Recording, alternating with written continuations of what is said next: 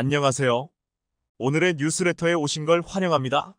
한국과 인연이 없을 것으로 보인 이곳에서 놀라운 결정이 내려졌습니다. 바로 한국의 자랑스러운 방산 무기 천물을 전격 수입하겠다고 나선 것인데요. 러시아의 다음 타깃으로 알려진 조지아가 러시아에게 당하지 않겠다는 마음으로 한국 무기를 구입한 것이라고 합니다. 우크라이나 러시아 전쟁으로 인해 한국 방산 무기가 엄청난 호황을 맞게 되었다는 소식과 조지아 무기 수입에 대한 이야기를 지금부터 자세하게 설명해 드리겠습니다. 우크라이나 대통령 젤렌스키는 피곤한 모습이었지만 효과적으로 적을 격파하고 있다는 소식을 알리며 우크라이나 군의 승전을 축하하는 메시지를 전달했습니다. 장기전으로 이어지는 우크라이나 러시아 전쟁 지구전으로 돌입하는 이 전쟁에서 러시아를 상대로 우크라이나는 끝까지 분전을 하며 비등비등한 상태를 유지하고 있습니다. 이를 가능하게 했던 것은 동맹국의 무기였는데요. 그 중에서도 이 전쟁에서 의외의 활약을 보인 무기가 있었습니다. 바로 미국이 지원한 하이마스 HIMARS인데요. 제블린을 비롯한 무기들이 전쟁 초기 맹활약을 펼쳤지만 시간이 흐르면서 이 무기들보다 하이마스가 더 많은 수의 러시아 군을 잡아먹는 것을 본 뒤 미국과 우크라이나에서는 하이마스의 성과에 대해 기대 이상이라는 평가를 내렸습니다. 젤렌스키 대통령은 하이마스의 도움 덕분에 러시아 전차 부대의 진격을 늦출 수 있었다고 직접 언급하는 등 러시아 군의 무차별 포격을 억제하는 중요한 일을 했다고 분석했죠. 실제로 외신들은 하이마스의 존재 여부가 전쟁의 승패를 갈랐다며 미국이 운용 중인 하이마스의 재원에 대해 고평가를 했는데요. 하이마스는 최고 시속 85km을 달릴 수 있는 6륜 구동 장갑 트럭에 6발짜리 로켓 발사대를 얹은 다연장 로켓 발사대 MLRS로 최대 사거리 84km에 달하는 유도 로켓탄이 주무기인데요. 총 12대의 하이마스를 미군으로부터 인계받은 우크라이나 군은 동부 돈바스, 남부 헤르손, 북동부 하르키우 전선에 하이마스를 투입.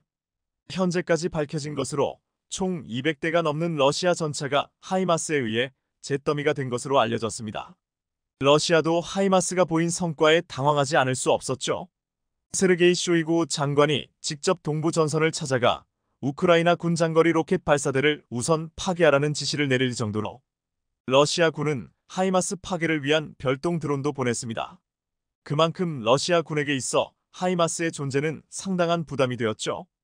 게임 체인저라는 평가를 들을 정도로 급부상한 하이마스를 미국에서는 추가 투입할 것을 고려, 이를 위해 생산 공장을 가동하는 등 전쟁이 지속되면서 뜻밖의 무기가 전쟁의 주역이 되었죠.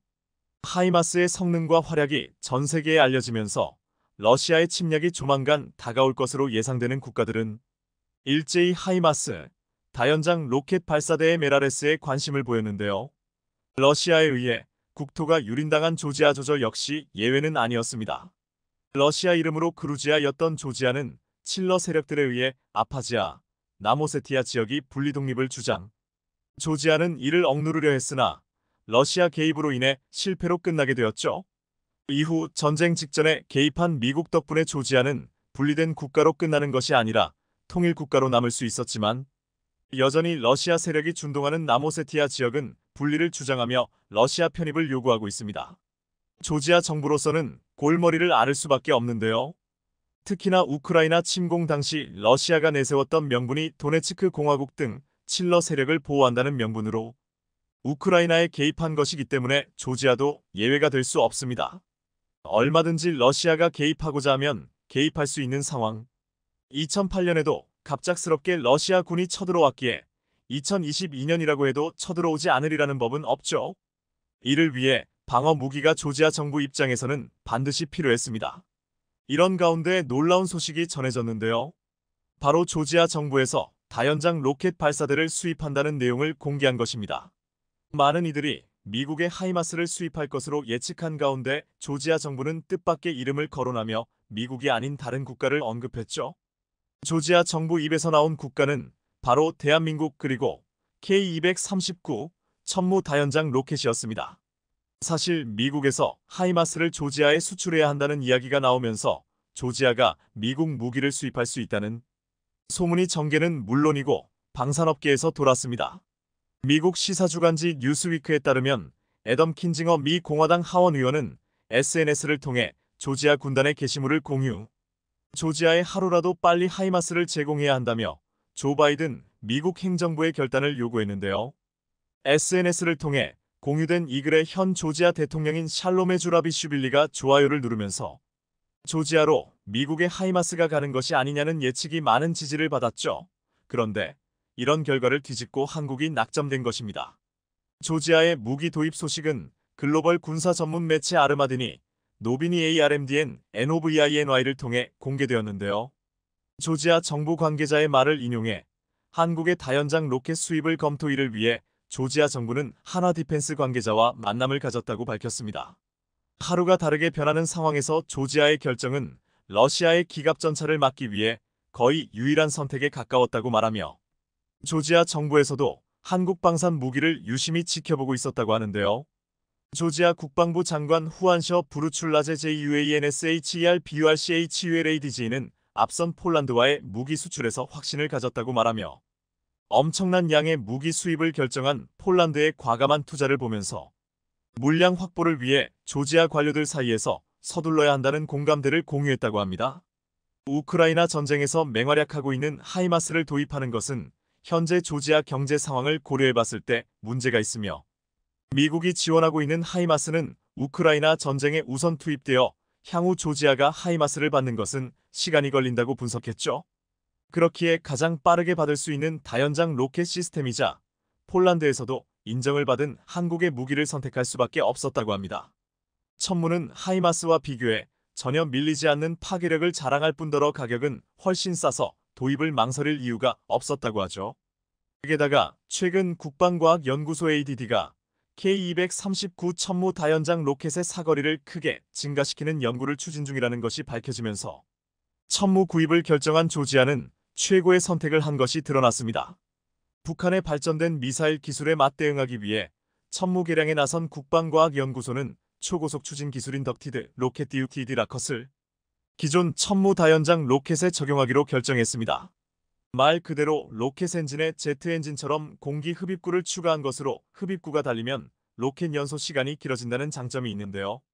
일반 로켓보다 몇 배나 더 오래 로켓이 작동할 수 있고 로켓의 비행거리가 늘어나 현재 80km로 하이마스와 비슷한 사거리를 지닌 천무는 하이마스를 뛰어넘는 사거리를 확보할 수 있게 되는 셈이죠. 국제사회에서도 천무의 성능은 이미 검증을 받았기에 조지아 입장에서도 실용적이면서 싼 데다가 하이마스에 비해 장거리 타격도 가능한 이 무기를 실전 배치하지 않을 이유가 없죠. 천무는 과거 UAE에서 도입을 논의할 정도로 강력한 화력을 지녔으며 최종 도입까진 가진 못했어도 한국 방산의 위험을 중동에 선보일 정도로 미국 하이마스를 위협할 정도의 대접을 받았습니다. UAE의 도입에 자극을 받은 사우디에서도 천무 도입과 관련해 관계자가 한화 디펜스 무기 시찰을 직접 경험하고 1조 원대의 무기 수입을 결정했을 때 천무 역시 도입 대상이 되었다는 소문이 있을 정도로 세계 무기 시장에서 인정받는 제품입니다. 미국 역시도 현재 물량 생산에 과부하가 걸리는 상황. 하이마스를 대신해 한국이 우수한 무기인 천무를 수출해준다면 부담을 덜 수 있기에 조지아의 천무 도입에 찬성을 보냈다고 하죠. 폴란드와 맺은 20조 방산 계약이 연쇄 작용을 일으켜 여러 국가에서 한국 무기 도입을 서두르는 계기가 되었습니다. 이제 막 시작된 한국 방산의 전성기는 앞으로도 지속될 가능성이 높습니다. 조지아는 도입 수량과 시기를 한국과 논의 중이라고 하는데요. 최근 국제 정세를 봤을 때 도입 일정이 앞당겨질 가능성이 높습니다. 토니 블링컨 미 국무장관은 최근 언론과의 인터뷰 자리에서 2008년 조지아 침공 사실을 언급했는데요. 러시아는 2008년 분쟁 전의 위치로 러시아 군대를 철수시키고 아파지아와 나모세티아에 대한 러시아 편입 승인 결정을 철회해야 한다고 언급하며 현재 조지아에 영향을 미치고 있는 러시아를 비판했습니다. 여기서 특기할 점은 2008년 침공 이후 애매한 상태에 놓였던 아파지아, 나모세티아의 러시아 소유를 인정하지 않고 원래 주인이었던 조지아의 소유로 돌려놔야 한다는 메시지였는데요. 우크라이나 전쟁으로 끝나는 것이 아니라 과거 부당하게 다른 국가를 침공해 자기 세력권을 형성한 것을 모두 되돌릴 것을 미국이 요구한 것입니다. 안 그래도 어려운 우크라이나 러시아 전쟁에서 전선을 더 확대하는 행위라 이번 발언에 대해 많은 이들이 의구심을 가지며 미국의 태도를 비난했었는데요. 그러나 조지아가 한국 다연장 로켓 시스템을 수입하고 미국과의 협력을 강화하겠다는 발표를 하면서 의문이 풀린 것입니다. 조지아가 군 병력을 보강하면서 러시아에 맞서겠다는 의지를 드러낸 것은 러시아와 상대할 준비가 되었다는 것을 의미하는 것이죠. 현재 우크라이나에 전 병력을 쏟아붓고 있는 러시아 입장에서는 전선을 늘려 조지아가 침공할 경우 이를 대비할 병력을 확보하기 어렵습니다. 이 틈을 노리고 조지아는 원래 아파지아, 나모세티아를 확보할 수 있죠. 한국 무기 수입으로 조지아는 과거 영토 수복까지 가능한 상황. 우크라이나 러시아 전쟁으로 촉발된 한국 방산 업계의 부흥은 한국가의 독립과 자유에도 기여하는 촉매제가 된 셈인데요. 조지아가 러시아에 맞서 자신의 영토 온전히 수복하. 최근 인도네시아 대선에서 한국 관련 이슈가 크게 떠올랐습니다. 특히 차기 대선의 유력 주자인 프라보워 국방장관이 한국 뒤통수 친 대가를 톡톡히 받고 있다고 합니다. 프라보워 후보는 두 번의 대선에서 모두 조코이 대통령에 밀려 낙선했고 대선 뒤에는 부정선거를 주장하며 조코이와 각을 세웠습니다. 하지만 이후 국방부 장관에 앉자 국방에 대해 어필하려고 필사적으로 노력하면서 한국과는 거리를 두면서 다른 나라와는 무리한 방산 계약을 추진했는데 이게 지금 프라보워에게 역풍이 되고 있다고 하는데요. 오늘은 인도네시아 대선 막바지에 유력 대선 후보였던 프라보워 후보를 곤란하게 만들고 있는 한국 관련 이슈는 무엇인지 이 소식 자세히 알려드립니다. 2024년은 세계 선거의 해라 할 만큼 여러 나라에서 선거가 있지만 그 중에서도 한국에 영향을 크게 끼치는 선거 중 하나가 다음 달 있을 인도네시아 대선입니다. 현재로서는 지지율 1위를 달리고 있는 프라보워 국방장관과 간자르 프라노워 중부자바 주지사가 결선 투표까지 갈 가능성이 높아 보입니다.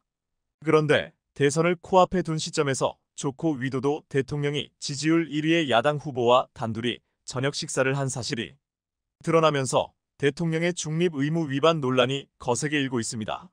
최근 인도네시아 언론들은 조코이 대통령이 프라보워 수비안토 후보와 한식당에서 단둘이 식사하는 사진을 공개했습니다. 이 사실이 알려지자 여당은 대통령이 선거를 앞두고 공무원과 경찰, 군의 중립을 지키라고 명령한 사실을 언급하며 자신부터 이를 실천해야 한다고 촉구했습니다. 정치평론가인 아디 프라이트노는 아예 선거가 다가오면서 조코이 대통령이 프라보워가 자신의 유일한 후계자라는 것을 대중에게 명확히 보여주려는 의도로 보인다고 일갈했습니다.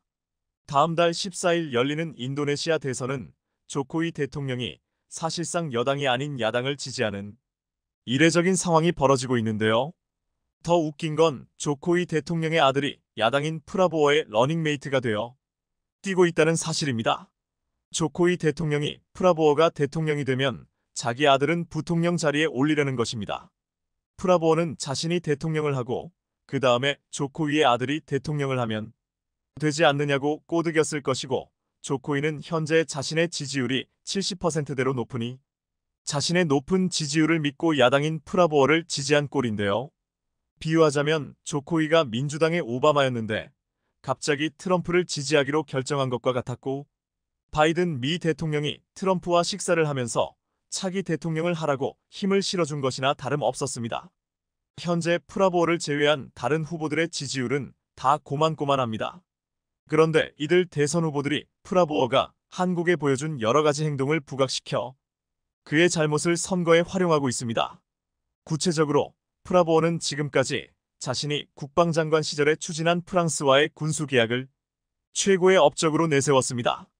프라보워는 지난해 2월 프랑스의 라팔 전투기 42대 도입을 추진했고 미국 F-15개조 전투기를 도입하려고 했습니다. 물론 한국과의 KF-21 사업에 대해서는 언급하지 않았습니다. 프라보워가 이렇게 자신의 브랜드를 국방으로 내세운 것은 인도네시아가 현재 경제가 어렵기 때문에 대외적인 이슈를 부각시켜 국민들의 시선을 대외적인 문제로 돌리고 국방을 강하다라는 이미지를 심어주려고 했던 것입니다. 그런데 한국형 전투기 KF-21의 공동 개발자인 인도네시아는 한국에 주어야 할 분담금 9,911억 원은 미납하면서 프랑스한테 라팔 전투기를 사들이는 3차 도입 계약은 또 유효화했습니다. 또한 카타르에게 중고 미라주 전투기를 구매했습니다. 무려 9,500억 원을 주고 중고 미라주 전투기 12대를 구매했다는 것입니다. 카타르가 프랑스로부터 사서 26년이나 써먹은 낡은 전투기를 이 돈에 샀다는 것입니다. 프랑스로부터 라팔 전투기 42대를 산다면서 이 상황에 오래된 퇴물 전투기를 또 사들인 겁니다.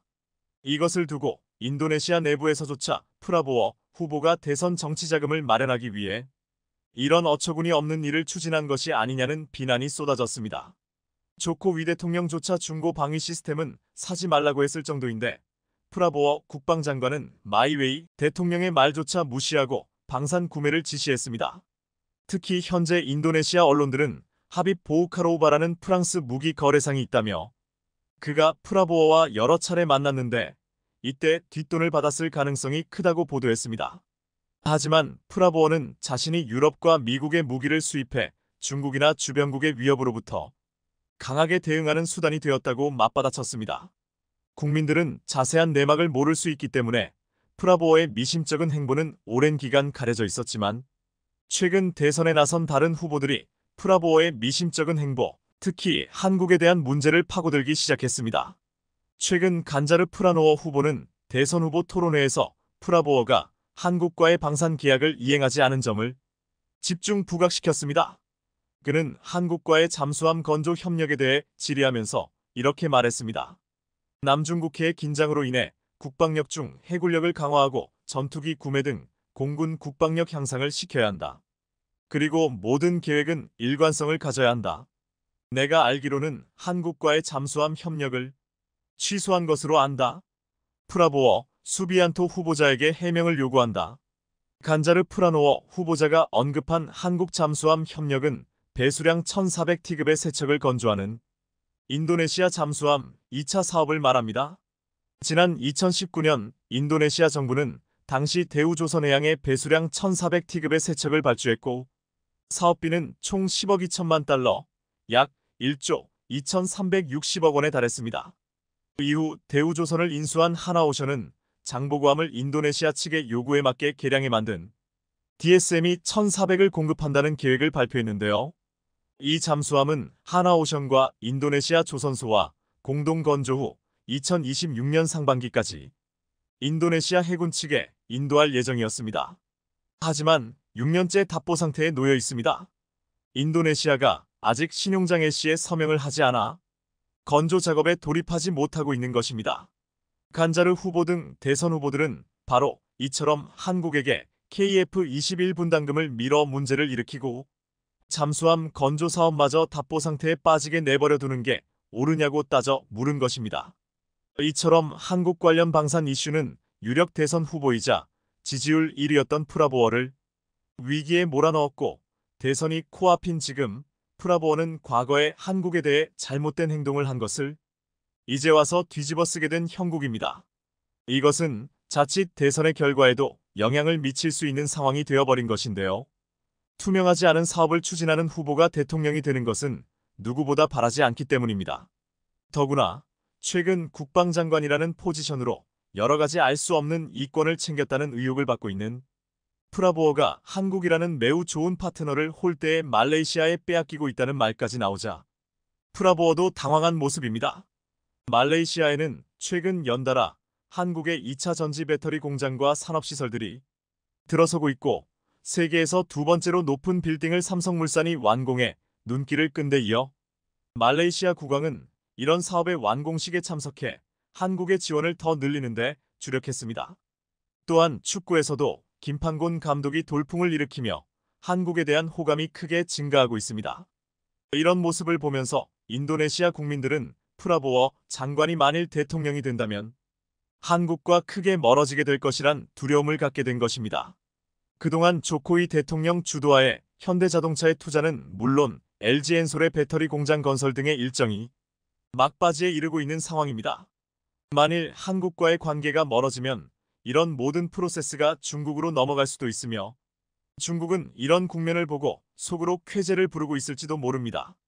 중국으로서는 프라보워만 포섭하면 인도네시아를 1대1로에 들여놓을 수 있고 프라보워는 이권을 챙기는 사람이기에 중국과 밀월 관계가 될 수도 있기 때문입니다.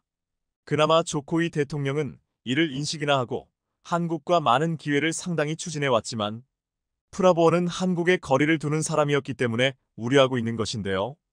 현지 언론들은 이렇게 프라보어를 비난했습니다. 프라보어는 한국을 배신하고 결국 KF-21 사업도 망치고 있다. 인도네시아 대선 후보들이 프라보어가 대통령이 되면 한국과의 관계가 멀어질 수 있다는 것을 부각시킨 것이 먹혀들고 있는 것입니다.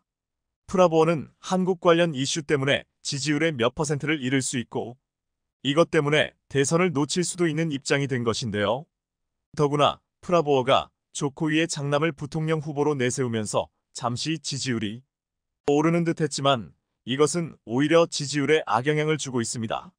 익명의 소식통들을 인용한 통신은 내각의 일부 장관들과 조코위 대통령의 오랜 충성파들조차 조코위가 라이벌인 프라보어와 손을 잡고 아들을 통해 권력을 유지하고자 하는 데 대해 실망감을 드러내고 있다고 보도했습니다.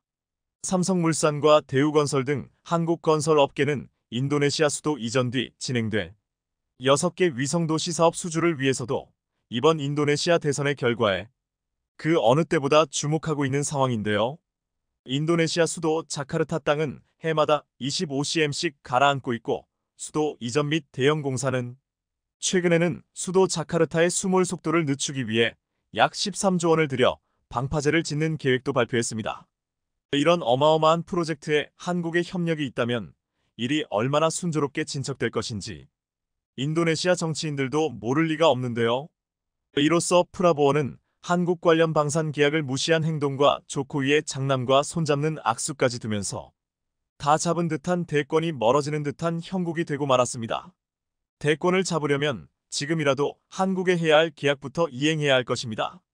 대한민국 방산업계가 게임 속에만 존재해 오던 전투체계를 구현해내면서 전 세계 방산업계가 발칵 뒤집어졌습니다. 최첨단 무인전 시대에 대비해 한국판 유령전함을 공개한 건데 이는 드론 수십 대를 순식간에 발사해 중국군을 초토화시킬 수 있는 전투력을 지니면서 중국을 크게 긴장하게 만들고 있다고 합니다. 최근 들어 해상전이 함대 중심의 전술 방식에서 무인 함정과 드론을 이용한 정밀 타격전으로 변화되고 있습니다.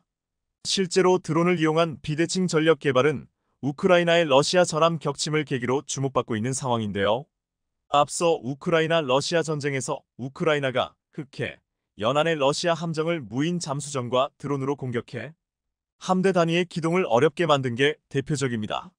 그리고 이것을 본 미국도 무인 함정과 드론 개발에 적극적으로 나서고 있는 중인데 특히나 최근 미국 유령함대가 동북아시아에서 모습을 드러내면서 중국을 크게 긴장시키고 있습니다. 방산업계에 따르면 지난달 말 사람을 태우지 않고 항해하는 무인 함정들로 구성된 미국 유령함대 소속 함정 2척이 태평양을 건너 일본 요코스카 미 7함대 기지에 도착했습니다. 미군이 건조한 유령함대 소속 3척 가운데 2척이 동북아로 온 것으로 함정은 중국을 겨냥한 훈련에 이어 한미연합훈련에도 참가할 가능성이 높아 보입니다. 미국 유령함정은 미 해군 중형 USV, 다시 말해서 무인 수상함 레인저로 쌍둥이 함정인 USV 마리너와 함께 모습을 드러냈습니다. 이는 2년 전 첨단 함대공 요격 미사일 SM-6을 시험 발사하는 등 탁월한 전투 능력을 입증했었습니다. 이번에는 8,000km 넘는 태평양을 무인 자동운항 방식으로 횡단해 원거리 항해 능력을 뽐내며 중국을 긴장시키는 데 크게 한몫했는데요. 무엇보다 레인저가 뜨거운 관심을 받고 있는 건 무인 수상함이기 때문인데 기본적으로 무인 수상함은 원해로 나갈 때 군 위성을 기반으로 한 GPS를 사용하면서 자율운항이 가능합니다. 이는 안정적인 운항을 위한 센서가 탑재돼 있어 가능한 일인데 이번에 레인저는 태평양을 횡단하면서 미 해군 칼 빈슨 항모전단, 탄약 운바람 찰스트로 일본 자위대 함정들과 훈련하며 실전 능력도 키웠습니다.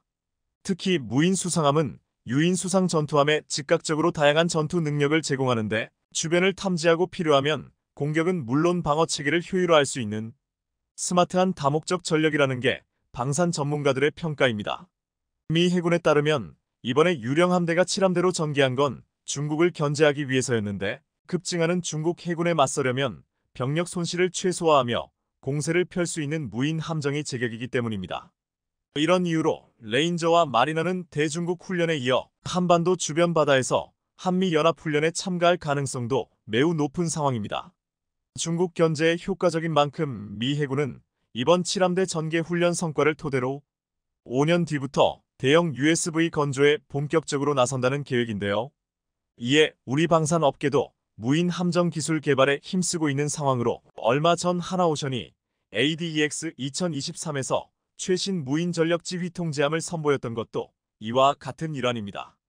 방산업계에 따르면 하나오션은 지난 10월 열린 ADEX 2023에서 미래 무인 전력지 휘통제함을 전시해 당시 전시회에 참석한 전 세계 방산업계 관계자들의 이목을 완전히 사로잡았는데요.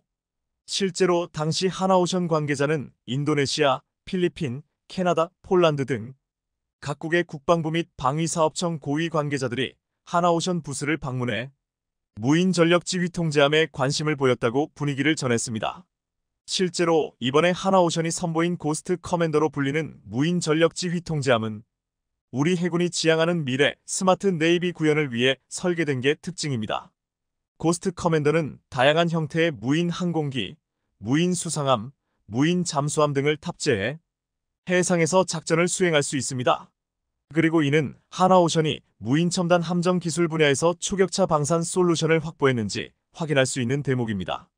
이렇듯 아무나 구현해낼 수 없는 하나오션의 방위 기술력, 미래 무인전을 이끌어갈 고스트 커맨더의 작전 시나리오가 공개돼 연일 화제가 되고 있는데요.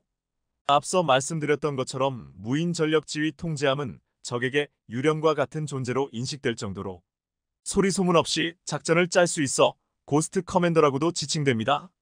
하나오션의 유령 전함 고스트 커맨더 중 5천 톤급함은 무인 항공기, 무인 수상정, 무인 잠수정을 탑재한 움직이는 바다기지라고도 불립니다. 예를 들어 무인 정찰기가 공중에서 적을 감시하는 동안 바다에서는 무인 함정이 방어 체계를 구축하는 철통 보안 시스템을 갖춥니다.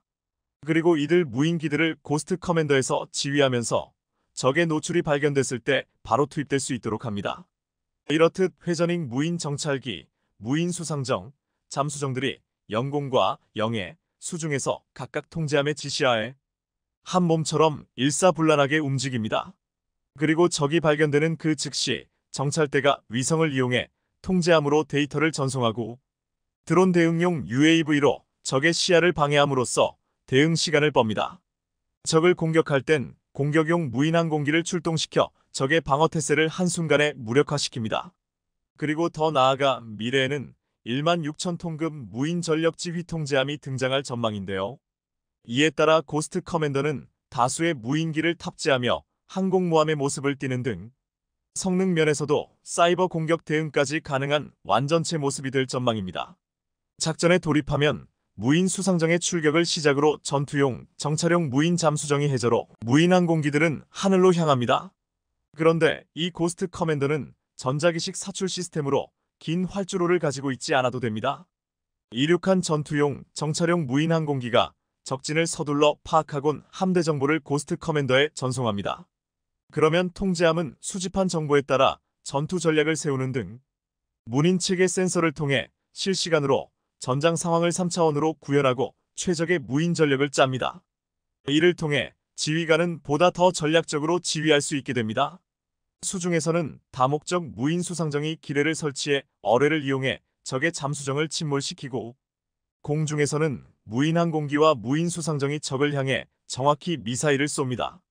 반면에 적 무인기가 공격해와도 고스트 커맨더의 레이저포 방어에 무력하게 적이 초토화됐습니다. 뒤이어 강제착함 장치로 무인기가 제일 먼저 돌아오고 무인 수상함, 잠수정이 뒤따르면 작전은 끝이 납니다. 아울러 하나오션의 미래 잠수함 수중 무인 전력지 휘통제함은 수직 발사관으로 무인 항공기를 쏘아 올립니다. 그리고 전투용 정찰용 무인 잠수정이 바다에서 출발하고 임무를 끝낸 잠수정들이 하나둘씩 돌아옵니다. 이들은 함내에서 무선 충전한 뒤 곧바로 다음 전장에 투입될 준비를 마칩니다.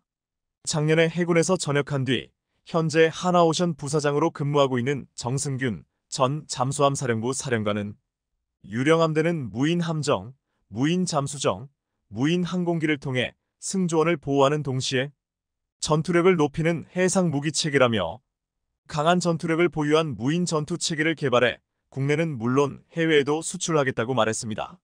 정 사령관은 전 세계적으로 해군력 건설의 가장 큰 어려움은 인력 확보라며 자동화와 무인화를 통해 인력 감축과 승조원 보호 체계를 구축해 나갈 방침이라고 덧붙였습니다.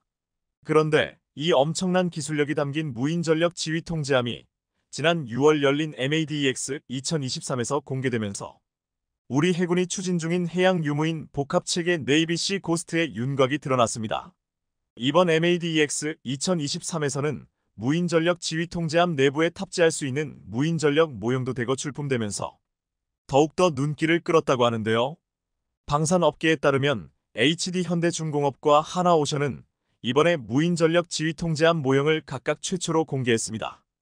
영화 스타크래프트의 캐리어가 최대 8기의 소형 공격기를 탑재하고 다니며 상대방을 공격하는 것처럼 무인전력 지휘 통제함도 무인 수상정이나 무인 잠수정, 무인 항공기 등을 탑재하고 다니다 이를 출격시킬 수 있습니다. HD현대중공업에 따르면 무인전력 지휘 통제함에 탑재 가능한 전력은 수직 이착륙형 드론 7대, 수상정, 잠수정 10대, 헬기형 항공기 1기 등으로 이번 전시장에 설치된 건 5,000톤급을 축소한 모형입니다. 반면에 하나오션은 고스트 커맨더라는 이름의 무인전력 지휘 통제함을 3종 소개했는데 모두 무인 항공기, 무인 수상정, 무인 잠수정을 운용하며 해상 수중 공중에서 정찰과 전투 임무를 수행합니다. 전시장에 설치된 모형은 16,000톤급으로 HD현대중공업의 무인전력 지휘 통제함 구성보다 컸습니다. 대형 고정익 드론 6기를 위한 전자식 항공기 발진 시스템과 강제착 함장치를 갖춘 대형 활주로 1개, 나머지 활주로 3개를 탑재해 흡사 항공모함에 가까운 모습입니다. 나머지 2종의 무인전력 지휘 통제함은 공격 용정 차량 무인 잠수정과 수직 발사관을 활용한 드론을 탑재할 수 있는 잠수함형 중소형 드론 및 정찰용 함정을 탑재하는 5,000톤급 수상함형이었는데요. 그리고 이번에 LIGN-X1은 실물 크기의 무인 수상정 해검2를 전시했는데 해검2는 미래전에 대비한 해상 무인화 플랫폼인 해검 시리즈 중 하나로 임무에 맞게 다양한 장비를 선택해 탑재할 투적가입니다. 여기에 더해 현재 LIGN-X1은 기존 함정에 탑재할 수 있는 해검2의 절반 크기로 만든 무인 수상정 해검 B도 개발 중이라고 합니다. 우리 해군은 이번 MADEX를 계기로 부산 해군 작전기지 앞바다에서 유무인 함정과 무인 항공기를 대거 동원해 네이비시 고스트라는 작전명으로 해양 유무인 복합전투체계 상륙작전을 시연하기도 했는데요. 급증하는 중국 해군을 비롯해 주변국의 위협을 저지하는 유령 함대가 한국에서도 등장할 일이 머지않은 것으로 보입니다. 얼마 전 열린 MADEX 2023에선 한국형 항공모함의 실체가 드러나면서 전 세계 방산업계 관계자들로부터 우레와 같은 박수와 함성이 나와 큰 화제가 됐습니다. 실제로 당시 현장에선 과거와 전혀 다른 모습으로 거듭난 중형 항모의 모습을 띤 한국형 항모가 등장하자 한국에서 아시아 최강 항모가 탄생한다며 난리법석이었습니다. 그런데 이것 말고도 국내 방산업계에서 또 하나 주목해야 할 것이 있는데요. 바로 떠다니는 미사일 기지, 바다의 무기고, 움직이는 해상 미사일 탄약고라는 수식어가 따라다니는 합동화력함입니다. 실제로 합동화력함은 괴물 미사일 현무 500발을 퍼붓는 등 단 한 발만으로도 단숨에 북한을 초토화시킬 수 있는 역대급으로 벌써부터 북한을 벌벌 떨게 하고 있다는데요. 미국도 포기한 일을 한국이 세계 최초로 하고 있어 전 세계 방산업계가 발칵 뒤집혔다고 하는데 자세히 알아보겠습니다. 잘 나가는 대한민국 방산업계의 또 하나의 거대한 한 획이 그어질 전망입니다. 앞서 얼마 전 하나그룹은 대우조선해양을 인수한 뒤 하나오션으로 사명을 변경하고 조선업계를 향한 고강도 드라이브를 걸었는데요. 하나오션 출범으로 14년 만에 조선업의 꿈을 이룬 하나그룹은 방산 DNA를 주입하기 위해 공을 들이고 있는데 대규모 함정 수주를 따내는 게 당장의 특급 미션입니다. 이를 위해 최근 하나오션은 첫 대규모 채용에 나서는 등 본격적인 하나체제의 속도를 내면서 글로벌 해군 강국 조성에 일조하겠다는 포부를 드러냈습니다. 조선업체들 역시 하나오션을 비롯해 3년치 이상 일감을 확보하는 등 업황이 안 좋았던 몇 년 전과 비교해 모처럼 활기를 띠고 있다며 하나오션의 대규모 채용이 이런 좋은 흐름과 맞닿아 있다고 입을 모았는데요. 특히나 하나오션은 출범 이후 처음으로 참가한 MADEX 2023에서 차세대 호위함 한국형 구축함 개발 사업을 정조준하며 수상한 명가 재건이라는 목표를 달성하기 위한 첫 관문을 성공적으로 통과했습니다. 이번 방산 전시회에서 하나오션은 주력 수상함 4종을 공개했는데 바로 울산급 배치 3FFX, KDDX, 한국형 차세대 스마트 구축함, 합동화력함이 그 주인공이었습니다. 이렇듯 이번 MADEX 2023에선 하나오션의 부스가 난리가 났다고 하는데요. 다름 아닌 괴물 미사일로 불리는 현무5를 비롯해 최대 100발 안팎의 각종 탄도순항 유격 미사일들을 탑재해 북한 미사일 기지를 초토화할 수 있는 합동화력함 때문이었습니다. 이전에 얘기만 나왔던 합동화력함이 이번에 실제 모형이 처음 공개되자 엄청난 이목이 쏠렸던 것으로 이 같은 함정의 도입 추진은 세계에서 처음이라 더욱더 주목됐습니다. 방산업계에 따르면 하나오션은 지난 7일 부산 백스코에서 열린 MADEX 2023에서 합동화력함 모형을 처음으로 공개했습니다. 공개된 합동화력함은 대형 이지스 구축함 크기인 배수량 8000T급으로 길이 150m, 폭 20여m에 달하며 특히 예상보다 많은 약 100기의 미사일 수직 발사기 VLS들이 장착돼 뜨거운 관심을 받았는데요. 당초 검토됐던 합동화력함은 5000T급의 80기의 미사일 수직 발사기를 탑재하는 형태였는데 예상과 달리 외형이 스텔스함 구축함 형태를 띠는 등 화력도 계획보다 강화된 탑재 미사일 숫자가 늘어나면서 한껏 힘을 실은 모습이었습니다. 사실 그동안 우리 해군은 몇 년 전부터 합동화력함의 구성이나 목표에 대해 연구를 진행해 왔는데 공식적으로 합동화력함을 건조하겠다고 밝힌 건 2018년 국회 국정감사 때였습니다. 그러던 중 앞서 4월 당시 대우조선해양이 합동화력함의 개념 설계 계약을 따내는데 성공했고 하나가 대우조선해양을 인수하면서 뒤를 잇게 됐습니다. 그리고 마침내 MADEX 2023에서 합동화력함 개념 모델이 처음 공개된 겁니다. 개념 설계는 말 그대로 개념을 잡는 것으로 세부적인 부품 하나하나까지 정하지 않지만 길이, 폭, 무게, 사용 장비의 큰 틀을 잡고 어떤 성능을 낼 수 있을지 가격과 제작 시간은 어떻게 될지 예측하는 설계입니다. 그런데 앞서 4월에 대우조선해양이 개념 설계 우선 협상 대상자로 선정됐다고 하니 이를 시작한 지 불과 2달 정도밖에 흐르지 않은 건데요. 이런 점을 미뤄볼 때 하나오션이 공개한 합동화력함은 아직 불확실한 부분이 있지만 기존에 알려진 5000톤급 선체나 상륙함 개조 설계와는 완전히 다른 디자인을 내놓았다고 하는 거의 기적과도 같은 정말 놀라운 일입니다. 여기서 주목해야 할 점은 이를 통해 미래 대한민국 해군의 모습을 살펴볼 수 있다는 것으로 하나오션이 공개한 합동화력함을 간단히 설명하자면 모든 미사일을 탑재할 수 있는 부족한 점 없는 중대형 전투함입니다.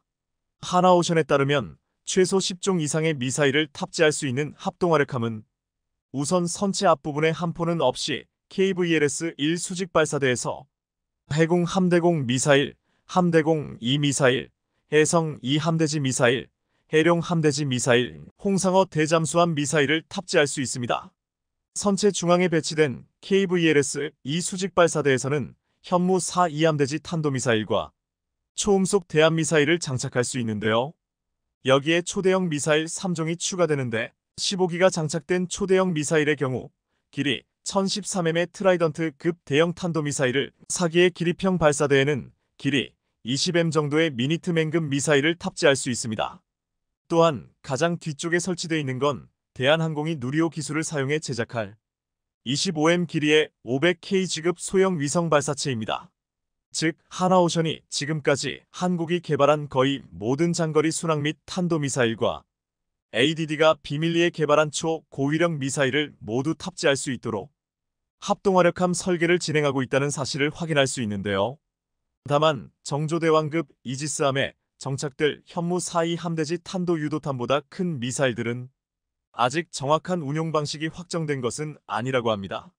그래서 합동화력함의 현실적 모습은 ICBM급 초거대 미사일을 운용하는 것보다 해성 2아음속 순항미사일, 초음속 대함미사일, 현무 4.2 미사일 3종을 운용하는 모델을 먼저 건조할 가능성이 크다는 게 방산업계의 관측입니다. 실제로 하나오션은 모형과 달리 KLVS-2와 미래형 지상공격 함포를 장착한 모델도 이미 디자인한 것으로 알려져 있는데요.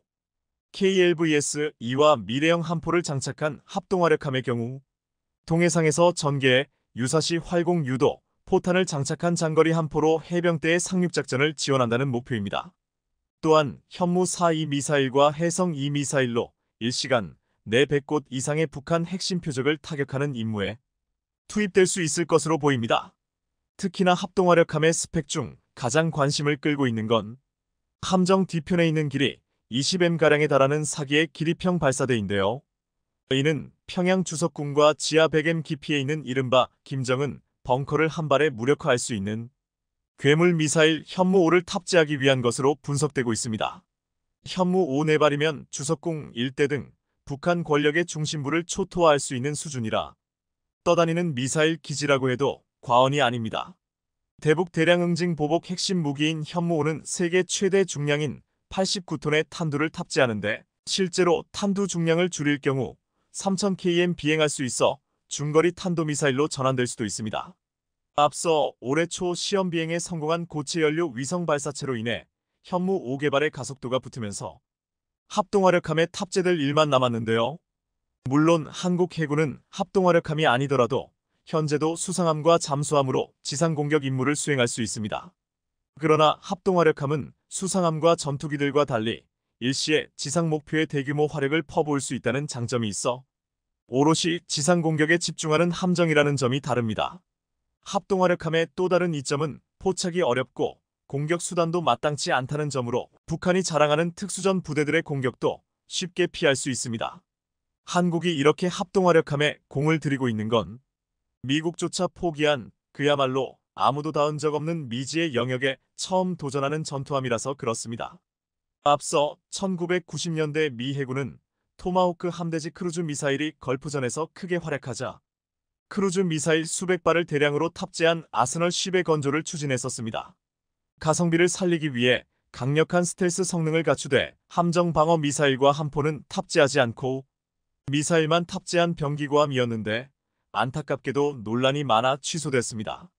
우리 합동화력함이 세계 최초 사례라는 평가가 나오는 이유인데요. 군 당국에 따르면 합동화력함은 올해 안에 기본 설계를 완료하고 내년부터 상세 설계에 착수해 2020년대 후반까지 도입하는 목표를 갖고 있다고 합니다. 북핵 위협이 날로 고도화되는 지금 당장 전쟁이라면 보복할 수 있는 가장 중요한 무기 체계가 바로 합동화력함인데요. 합동화력함의 탄도미사일은 몇 분 안에 즉각 북한의 핵심 목표 수십 곳을 타격할 수 있는 중요한 우리의 자산으로 우리 해군과 방위산업계가 머리를 맞대어 엄청난 결과를 내놓아 전 세계 방위산업의 새로운 역사를 쓰길 응원하겠습니다. 시청해주셔서 감사합니다.